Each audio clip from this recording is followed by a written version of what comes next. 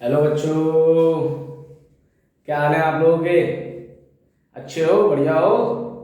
Good. बस बेटा ऐसे ही बने रहो, अच्छे रहो, खुश रहो, मस्त रहो। ठीक है। और जैसे कि देखिए अपने एम को फॉलो करते रहो। हर बच्चे ने अपना एक अलग एम बनाया होता है। कोई 10th में अच्छा करना चाहता है, कोई 12th में अच्छा करना चाहता है, और कोई जीवन में अच्छा करना चाहता है। तो सबके अपने अपने एम बने हुए हैं। और एम तभी पूरे होते हैं जब आप उनको पूरे करने की कोशिश में खुद को अधूरा छोड़ते हो। खुद को अधूरा मतलब अपनी इच्छाओं को मारते हो कि हाँ यार हमें खेलना था, हम खेल नहीं रहे, हम उसकी जगह पढ़ रहे हैं। हमें 1 घंटा ये करना था, हम वो नहीं कर रहे, उसकी जगह हम पढ़ रहे हैं।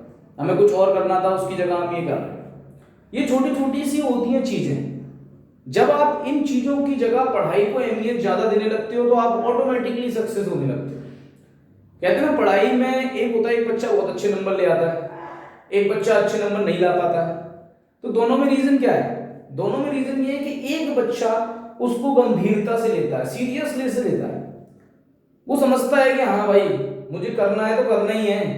ये वो फॉर्मेलिटी वाली करना नहीं है कि नहीं बस बोल दिया हो गया। करना मतलब करना ही है, हर कीमत पे करना है। तो इसलिए keep in your mind that अगर आपको अच्छा करना है पढ़ाई में तो आपको खुद से अच्छे प्रयास करने होंगे। आपको अपने से एफर्ट्स लगाने होंगे, अपने से पहली शुरुआत करनी होगी। याद रखना, जब अगर आपसे आपके पेरेंट्स कह रहे हैं पढ़ लो तब आप पढ़ रहे हो, अगर आपसे टीचर्स कह रहे हैं पढ़ लो तब आप पढ़ रहे हो, तो सही मायने में आप उतना अच्छा नहीं कर सकते। लेकिन जिस दिन से आपके अपने अंदर का आवाज आएगी ना पढ़ने की, आपकी आत्मा जब कहेगी आपसे कि नहीं पढ़िए, उस दिन आप सही मायने में बहुत अच्छा पढ़ोगे। तो सेल्फ स्टडी करने की कोशिश करो, पूरी कोशिश करो। ठीक है। आज का बेसिकली टॉपिक हमारा ये है कि class 10th and class 12th में हाउ टू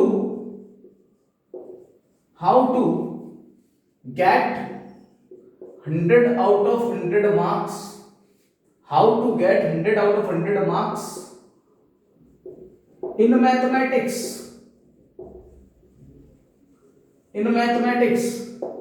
सवाल ये है कि मैथ्स में हम 100 में से 100 नंबर कैसे ला सकते हैं, क्या करें जिससे हमारे 100 में से 100 नंबर आ जाए।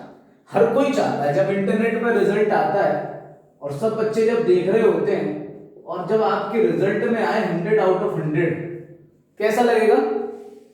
फील लाइक गुड, बहुत अच्छा लगेगा सर, मजा आ जाएगा। अगर हमने देख लिया ना रिजल्ट में अपने 100 में से 100, मतलब ये मान लेंगे कि हमें क्या मिल गया है।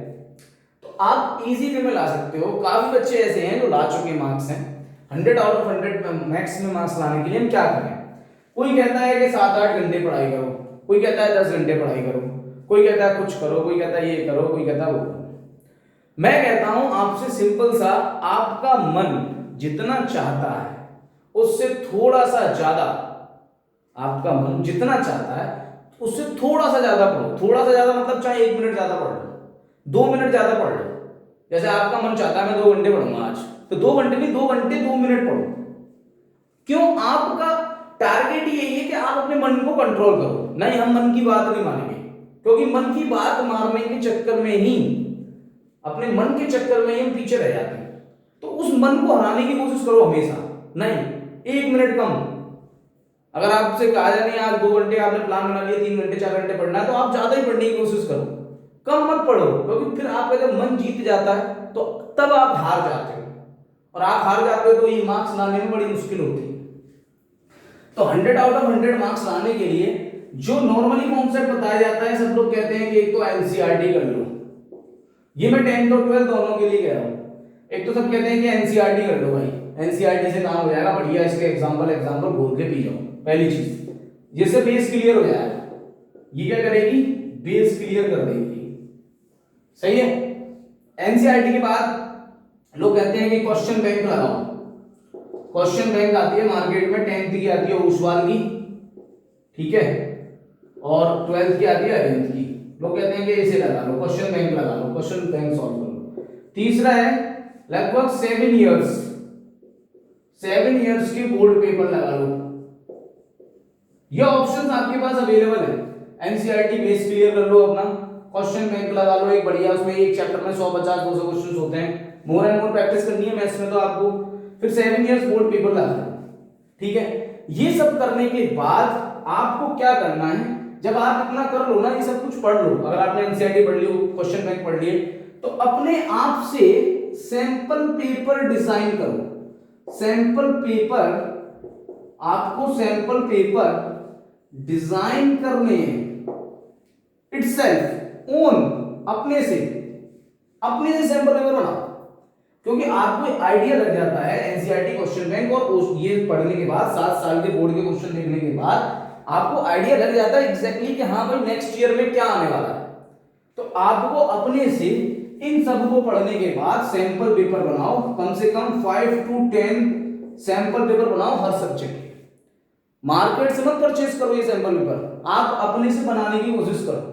क्योंकि आप जब अपने से बनाने की कोशिश करोगे तो आप इस बात का एनालिसिस बहुत अच्छे से कर लोगे कि हाँ हमने ये सब पढ़ रखा है, उसके हिसाब से हमने ये डिजाइन किए हैं, तो आउटपुट बहुत अच्छा आएगा। क्योंकि कहते हैं कि जब आप किसी चीज में ज्यादा से ज्यादा दिमाग लगाने की कोशिश करते हो तो वो चीज ऑटोमेटिक अच्छी होती जाती है। तो आपको क्या करना है, ये सब पढ़ने के बाद अपने से सैंपल पेपर बनाओ, और सैंपल पेपर बनाने के बाद ये अपने टीचर्स को, फ्रेंड्स को भी शेयर करो कि ये इस तरीके के क्वेश्चंस भी आ सकते हैं बोर्ड के अंदर, ठीक है। बोर्ड के अंदर एक्चुअली में टफ क्वेश्चंस नहीं आते हैं, बोर्ड के अंदर लॉजिकल क्वेश्चंस आते हैं। और अब तो पैटर्न चेंज कर दिया है बोर्ड ने 10th एंड 12th का, 80 मार्क्स का जो पैटर्न है उसमें शॉर्ट क्वेश्चन भी आ रहे हैं, मल्टीपल चॉइस भी आ रहे हैं, है ना, ट्रू फॉल्स भी आ जा रहे हैं, अब तो फिल इन द ब्लैंक्स भी आ जा रहे हैं, अब तो हर टाइप का क्वेश्चन आ रहा है। इसलिए आप चैप्टर के कॉन्सेप्ट को ढंग से क्लियर करो, ठीक है। एनसीईआरटी आप बढ़िया से क्लियर कर लो, question bank Arihant Oswal 7 years board paper लगा लो, और भैया अपने आप से सैंपल पेपर डिजाइन करो। उसके बाद आप मार्क्स वाइज क्वेश्चनों को पकड़ो। मार्क्स वाइज, ये क्या बोल रहे हो सर, ये मार्क्स वाइज क्या मतलब है? मार्क्स वाइज मतलब एक एक नंबर के 20 क्वेश्चंस, तो 20 क्वेश्चंस का कम से कम आप 10 टाइम्स क्वेश्चन बना लो। मतलब 20 क्वेश्चंस एक एक नंबर के आते हैं ना, तो उसकी 10 सीट तैयार करो 20-20 क्वेश्चंस की। ऐसे 2-2 नंबर वाले क्वेश्चंस की 10 सीट तैयार करो, 3-3 नंबर वाले क्वेश्चन की 10 सीट तैयार करो, और 4-4 नंबर वाले क्वेश्चन की 10 सीट तैयार करो। क्योंकि बेटा अभी आपके पास फ्री टाइम है, और ये सारी चीजें आप जितना ज्यादा एनालिसिस करते हो, आपने एक कहावत सुनी होगी कि अगर आप कोई जंग जीतना चाहते हो तो जंग की पहली कंडीशन ये है कि आप उसके बारे में सिर्फ पता लगा लो, उसके बारे में अच्छे से एनालिसिस करना ही आधे से ज्यादा जंग जीता माना जाता है। तो यही बोर्ड के अंदर है, आप बोर्ड का एनालिसिस कीजिए, बोर्ड के क्वेश्चंस का एनालिसिस कीजिए, तो आप ये मान लीजिए 100 आउट ऑफ 100 के आसपास पहुंच रहे हो।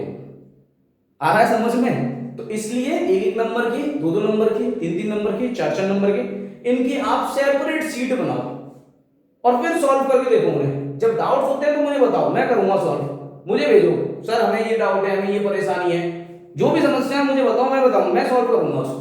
एक नंबर के, 2-2 नंबर के, 3-3 नंबर के, 4-4 नंबर के, कहीं से कैसा भी क्वेश्चन है आप मुझे सेंड कर दो, कमेंट में लिख दो, सर मुझे क्वेश्चन नहीं आ रहा है, I have to solve, that's my responsibility, I promise to 101% I am solve that question, keep in your mind. लेकिन हमारा जो टारगेट है, हमारा जो एम है 101%, 100 आउट ऑफ 100 मार्क्स, ये हमें कैसे भी करके लाने ही हैं। Keep in your mind that, क्या लाने?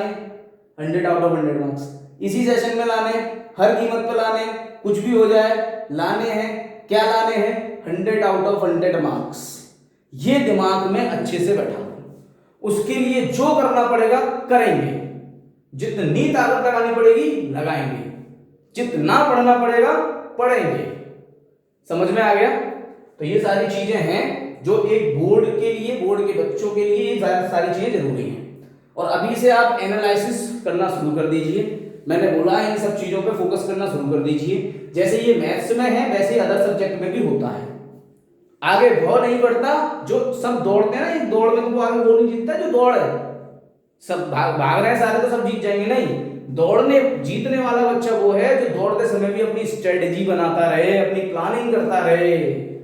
तो आप स्ट्रेटजी बनाते रहिए, अपनी प्लानिंग करते रहिए, आप समझिए कि हाँ भाई ये चीज हो रही है, वो ये कर रहा है, ये कर रहा है, ये कर रहा है, चेंज करते रहिए और 101% आप 100 आउट ऑफ 100 मार्क्स ले आओगे। Thank you so much class 10th and 12th and all the very best to start your study, to achieve your gains, to achieve your goals. Keep in your mind. Thank you so much class 10th and 12th. Again, भगवान करे आपके 100 में से 100 number आए और आएंगे, मुझे पूरा विश्वास है। I am confident. जब मैं कॉन्फिडेंट हूं तो आप भी कॉन्फिडेंट हो जाओ। क्लियर है बेटा? तो इस बार 100 आउट ऑफ 100 मार्क्स।